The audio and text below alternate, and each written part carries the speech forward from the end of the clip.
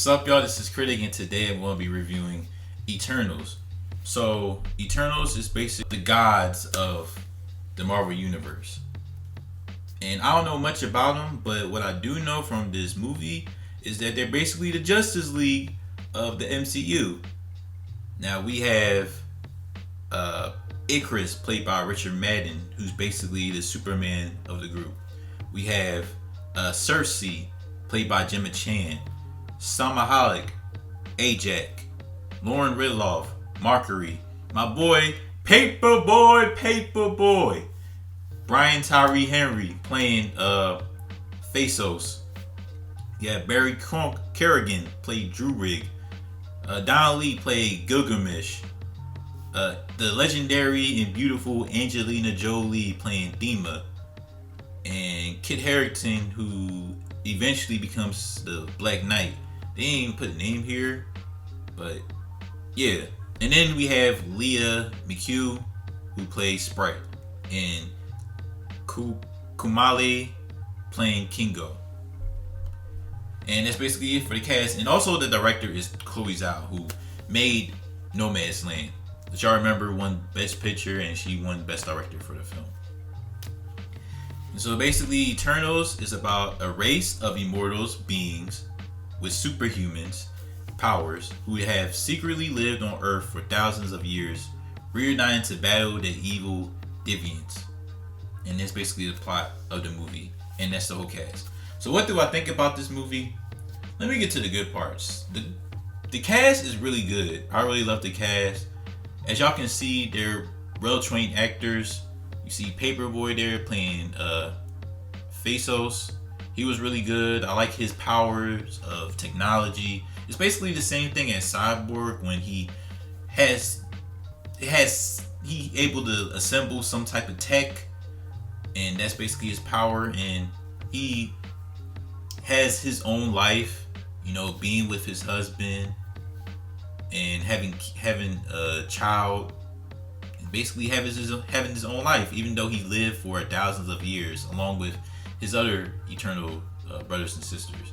Also, I like Lauren Ridloff. That's her name. Yeah, I like Lauren Ridloff. She was in Sounds of Metal. She was great in that. Even though she was there a little bit, and she's here a little bit in here too. But she made a really good impression. I like her powers. I like that she's a speedster, and she is the fastest woman, or fastest person, period, in the MCU, because I ain't seen nobody faster than that. Not even Quicksilver is faster than Mercury.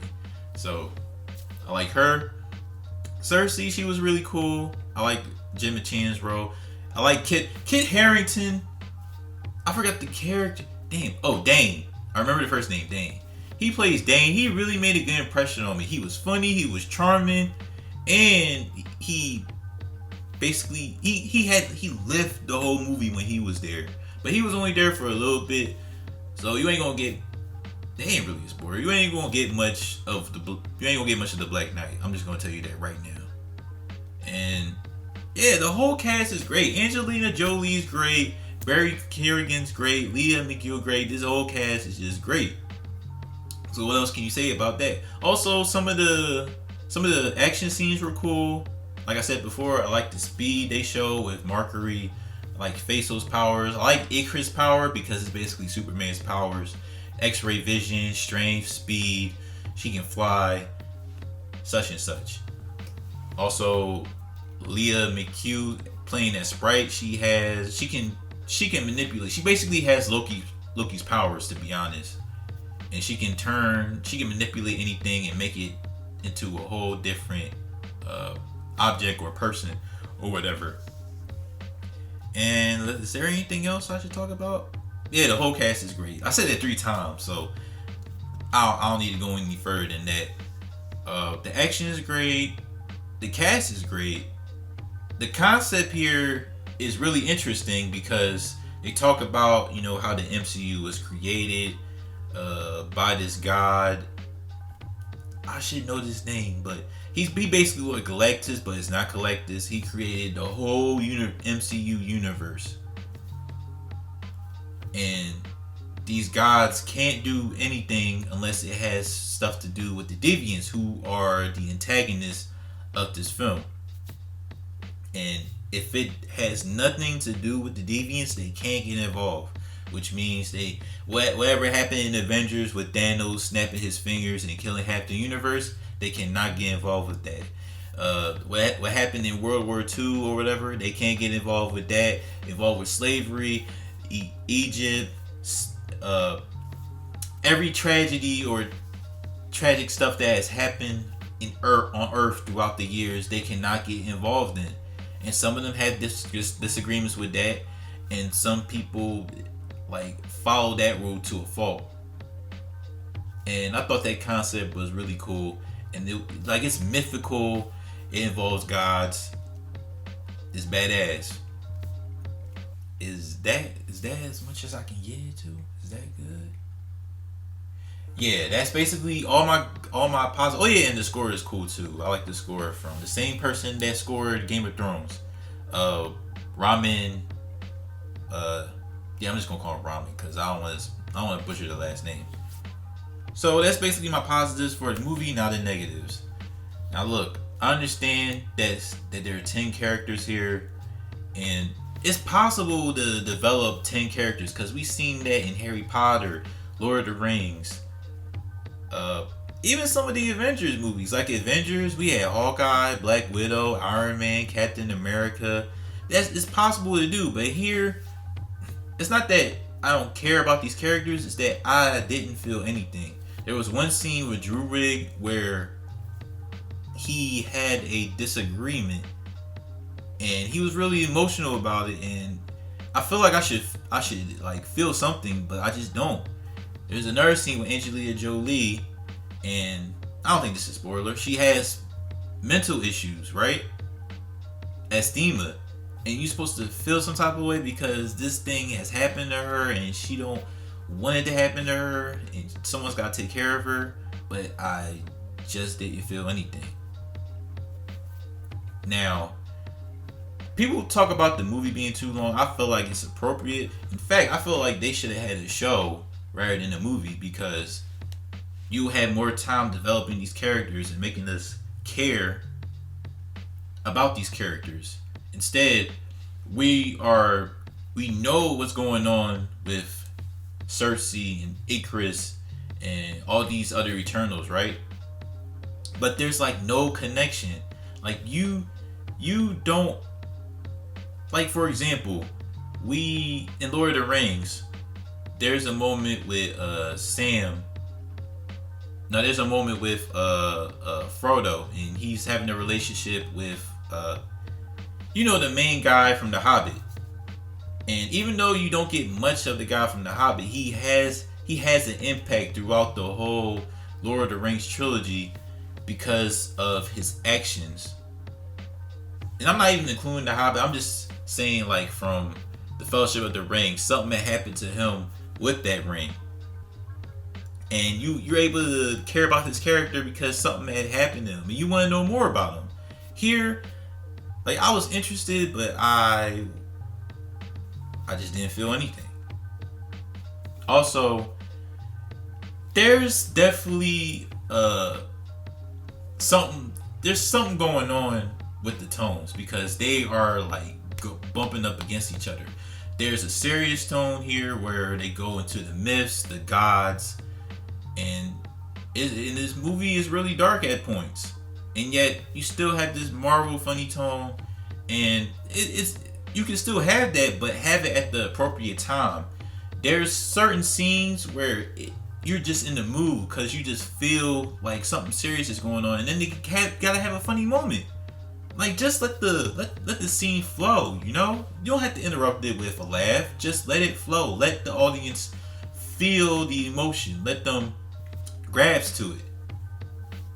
And it just is what it is, man. Yeah, I didn't think this movie was as bad as people were saying it is, but I don't think it's a masterpiece or anything like that. I'll watch Eternals over 2 of the Ant-Man movies. I'll watch it over Thor: The Dark World. I'll watch it over Iron Man 2 and Age of Ultron. This movie not as bad. But at the same time, it's just like you could have done a little bit better with the movie. And I know Chloe Zhao. There's a good movie here, but due to ideas clashing with one another, it ended up being fine. Like this is basically Marvel's Watchmen. Watchmen in Zack Snyder's movie, they have all these characters and you don't know any of them. Yet it took him 3 hours for us to understand them, and yet we don't really feel anything. Because certain scenes here, especially Icarus, reminds me of Man of Steel so much. The way Mercury has her speed, the way the cinematography look. This is the closest thing to Zack Snyder directing the MCU film. And Chloe Zhao is definitely inspired by Zack Snyder. You can't tell me anything else.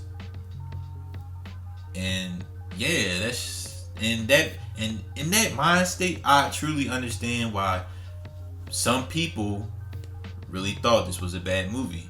I don't think it's a bad movie because how is this a bad movie? The cast was good. The action scenes were cool. It wasn't boring. So it just is what it is, man. People had their own opinions or whatever, but I just thought it was okay. It's not the best. It's not the worst. It's just, it's alright. Will I watch it again? I don't know. But those post-credit scenes, though, them Jones was fire. I'm not going to spoil it. Oh, but dang. It was the second post-credit scene that someone spoiled for me on Twitter. And I will truly remember that because I want to feel some type of way about it. But now, since I already knew what was happening, it was like, damn, I can't find out for myself. I can't have no enjoyment to it. Now I'm just sitting there anticipating it. And I'm like, oh, that's cool. I can't even enjoy it, man. But it just is what it is. As far as Eternals goes, I will give Eternals a 3 out of 5 stars. If you're a fan of the MCU and you just enjoy every Marvel movie, this is for you. Surprisingly, if you like Zack Snyder and you like his Justice League and the way he portrays his characters, you'll really like what Chloe Zhao has presented with Eternals. So, yeah, that's basically it. I gave Eternals 3 out of 5 stars, and I can't wait to see these characters, though, and see how they go on from here. But as far as this movie goes, it could have been better. But anyways, like this video, comment down below your thoughts on Eternals. Tell me if you enjoyed it or not. And if you had some disagreements with me, tell me. Tell me why you love this. Tell me why you hate it. Let me know. Also, subscribe to the channel and hit the notification bell to be the first to see my new content. Alright, y'all.